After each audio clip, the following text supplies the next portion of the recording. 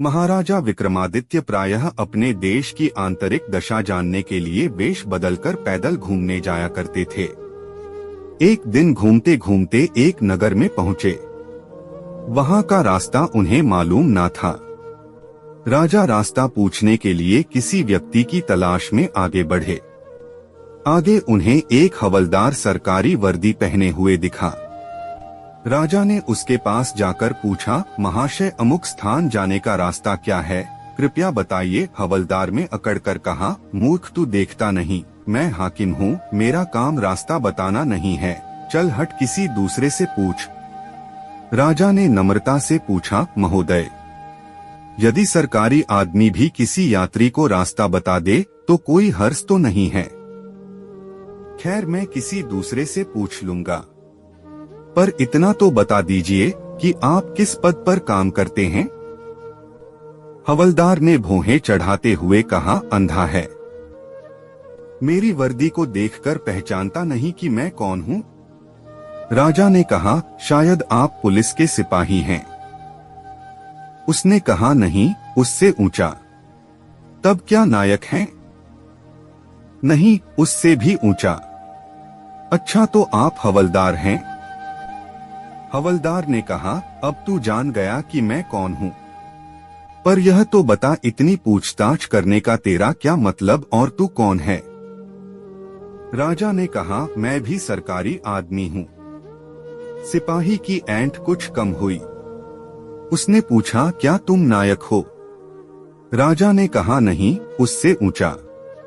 तब क्या आप हवलदार हैं? नहीं, उससे भी ऊंचा। तो क्या दरोगा है? उससे भी ऊंचा। हवलदार ने कहा, तो क्या आप कप्तान हैं? राजा ने कहा, नहीं, उससे भी ऊंचा। सूबेदार जी हैं? नहीं, उससे भी ऊंचा। अब तो हवलदार घबराने लगा। उसने पूछा, तब आप मंत्री जी हैं?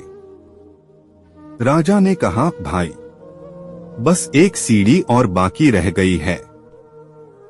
सिपाही ने गौर से देखा तो शादी पोशाक में महाराजा विक्रमादित्य सामने खड़े हैं। हवलदार के होश उड़ गए। वह गिड़गिड़ाता हुआ राजा के पांव पर गिर पड़ा और बड़ी दीनता से अपने अपराध की माफी मांगने लगा। राजा ने कहा, माफी मांगने की कोई बात नहीं है, मैं जानता हूँ कि जो जितने नीचे है वह उतने ही अकड़ते हैं।